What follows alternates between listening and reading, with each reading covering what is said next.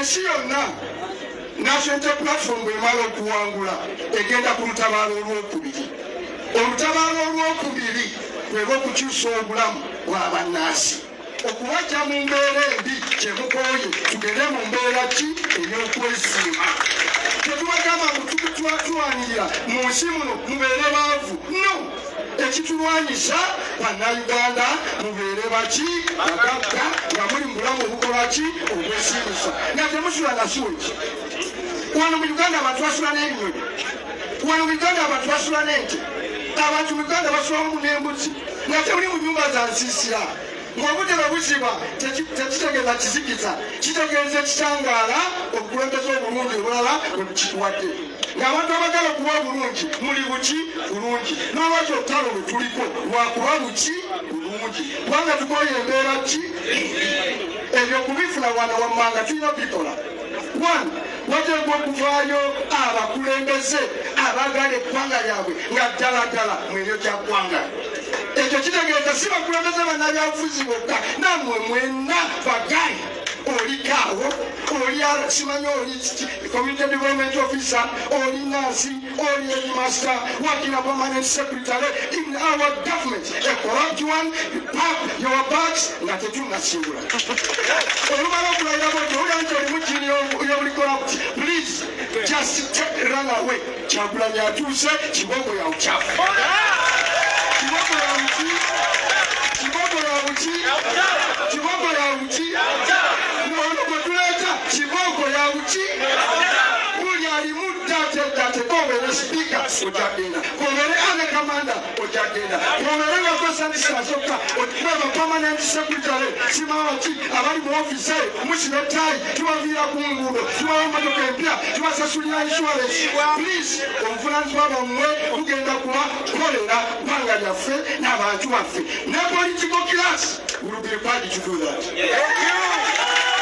Political class itegeeza buli omu okuva ku president, genda ku kansala, genda ku w'omuluka, genda ku kwekada futu soja. Tukola ba futu soja, genda mu gavumenti ng'osuubira kinawe olifuna omukisa okubba essente z'eggwanga. Ekitutwala mu kino mwenswalinya nti abaana baffe n'ensi yaffe tubawa ekyobusika ekyaleero ekyenkya ekirivaawo abadani abada tugende mu nsi ey'essanyu okwesiima okuba obulungi okweyagala okufa nga tetubolwakitwagala nawona n'otuka okwegomba okufa. Njabawa story bantwala erusira maximum prison mu bya popular resistance nensangayo omwana omuto baliko ya young boys nembabuza lwaki babakutte ne baŋŋamba wana erusira wotulese Muwanga wotusanze twesiimika okuba wano dana okubeegwenya. Nembabuuza lwaki ne baŋŋamba ti wano mukomera tuli aswadi ekyeggulu kyakawunga naye wekiri.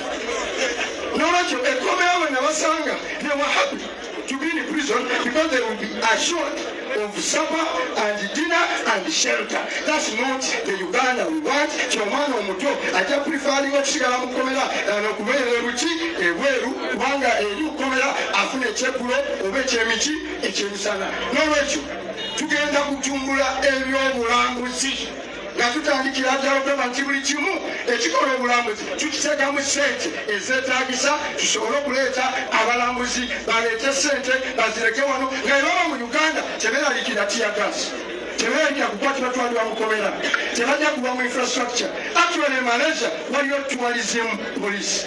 Abalambuzi be bajja e Malaysia okuva ku airport ng'oli mulambuzi mukifo ekyokukatengezi ne zitwala balupembe ogenda okutuppa ojja ng'oli mulambuzi nga tukutikka nga tukuyisa mu traffic jam mangu nga tukutwala mu hoteri ennungi ng'osasula ng'abaana baffe bafuna emiki emirimu. Instead wano emmotoka za poliisi zitambuza balupembe bagenda mu ofiisi kunyaga sente zaffe. No, those pickups will be picked from you to ziwe tourists zibanguye okutuuka wetwatirako ki rupiya. Tugenda kuzimba amakolero agannamaddala. Amakolero gaffe gagenda kukwata bagamba kusinziira ku maanyi n'ebyobugagga Katonda byakola ki byatuwa. Uganda bannange buli kimu tukiina. Mabulire tetulina okubeera wano tewali azze leero nga gavumenti oba ow'eddombola yamuwadde emmere. Waliwo wano waliwo eyazze ng'omwezi guno yafunayo akawunga ka gavumenti, yafunayo omucere gwa gavumenti. Ensi asobola okweriisa olubuto tekivaala myaka 3 ena tukitereeza. Sebo pulezidenti myaka 3 bwekiti mujja kubeera mu ggwanga eddala. Kino lyemukoze eki kiri mu mateeka gana byenfuna bwebiki bitangaavu. Kukola ekyo tugenda kukwata ebyobugagga mu ttaka ku nnyanja, tugenda kuzimba amakolero nga gasobola okuliikiriza oba galiikirizibwa obuki obulimi n'okwongera ssente mu byobulimi. Tugenda kutumbula ebitone, tugenda kutumbula ebitone by'abantu bonna mu Uganda asobola okudduka kweganya okukulumeza, asobola okuwa ebikonde naawe nyweza ebikonde, asobola okuyimba bambi teekamu amaanyi, asobola buli kyosobola okukola kitegemu amaki amaanyi. Anti Kyagulanyi ajja. Abantu mweka abateetaaga Kyagulanyi namwe ng'ababuulire mu ababbi abagayaavu abatukaleki ku mirimu ono gwe tuleese kibooko kibooko yawuki yawuka. National Unity Platform is a train for disciplining Ugandans and delivering for a better country. I thank you. An enlightened elite class is aware they must live simple so that their people must simply live. They do every sacrifice. They have a command of duty, responsibility, commitment, sacrifice, patriotism, and courage to ensure they deliver a nation. The second commanding height is an emergency, a skilled group they've talked about, of a skilled, healthy, working human resource, for which people have talked about health and education. Another commanding height is peace. When I talk about peace, I'm speaking about durable, predictable, peace that we take for granted, not an absence of war and gunshots. Once you have that peace and stability, then you have occupied another commanding height. But in the role of that peace is the role of the military, for which most militaries in Africa fail African presidents.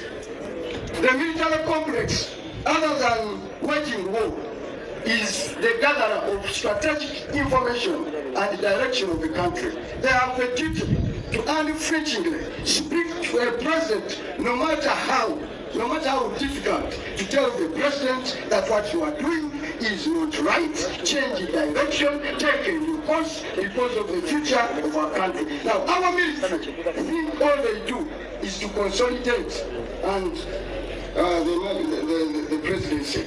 Another commanding height, of course, is finance and banking, which I'll leave. But my role was to demonstrate to you that you can create 10 million new jobs. I think that is an understatement. In Tanzania here, they have demonstrated, starting with Magufuli, that in 5 years you can transform the country. The young man, the general, the friend of the president, has demonstrated that in 3 years just you can transform a country. We are sure with the National Unity Platform, with the discipline of the National Unity Platform, it will take us 2 to 3 years to put Uganda right and begin a new course, not just to give you peace and stability, to give this country a heritage of an ever-improving destiny. I'm speaking about the heritage. Countries change forever. Good leaders don't change countries momentarily during their regime. They give them a basis of an ever better life for their citizens. And it is possible, starting with Robert Kyagulanyi Ssentamu and the National Unity Platform. Is it will it be reinventing the wheel? No. Nations start from somewhere. America was given an opportunity by one man called George Washington. So was India. China was given an opportunity by Chairman Mao and others. Singapore by Lee Kuan Yew, and so many other countries. So I have no doubt, and I've worked with our president closely. I have no doubt he will deliver Uganda the promised land. So be out there, and all out 4 months from now, 2 months and 4. Now this is what we are going to do to create jobs. One, we are going to leverage tourism. Tourism has the potential to create new jobs in Uganda. And let me speak about tourism. Tourism today does not mean the presence of crocodile and lions. For you to have a tourist destination, you must improve all the things the Samims have talked about. Infrastructure, have peace, have better roads, have communication, have better hotels. Once you do that, tourists will simply come, even without branding. So you don't need to. There must be roads without tanks and tear gas. There must be respect for human rights. Put any motorway in a basement, you are discouraging thousands and hundreds of thousands tourists. No one wants to come to a country where people are put in a basement. It can't. Every time you see jam on Kampala Road, you are discouraging tourists. So today people go to Dubai. Are there dinosaurs in Dubai? No.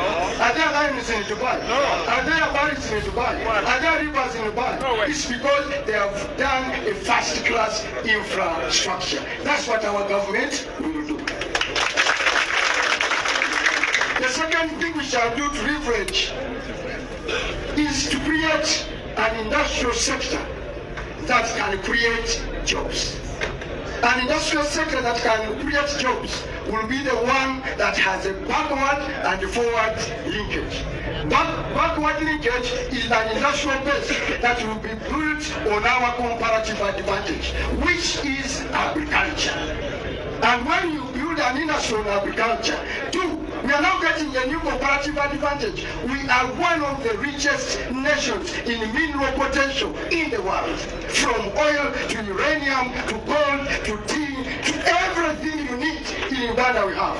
How very fast shall actually the thinking in the other sector of the economy is if we had developed our industrial sector, our mineral sector faster, we would never have needed to borrow to develop the oil sector. Therefore, we are going to fast track a huge industrial complex based on our mineral resources, on our agricultural resources, on our fish industry, on everything we have, and create hundreds and millions of jobs for our people. We are also going to do where our presidents come from. He has been speaking about the 4 A's, okay? The art, the academics, so we are going to do a sports and the arts industry that will deliver Uganda. And we can tell you today, a 1 billionaire that has joined the billionaire rank this week by Forbes magazine is not an industrialist.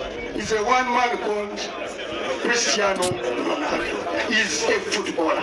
Uganda is a Uganda that will ensure you have a heritage of prosperity, not for now, not for our children, it will be for infinity and beyond.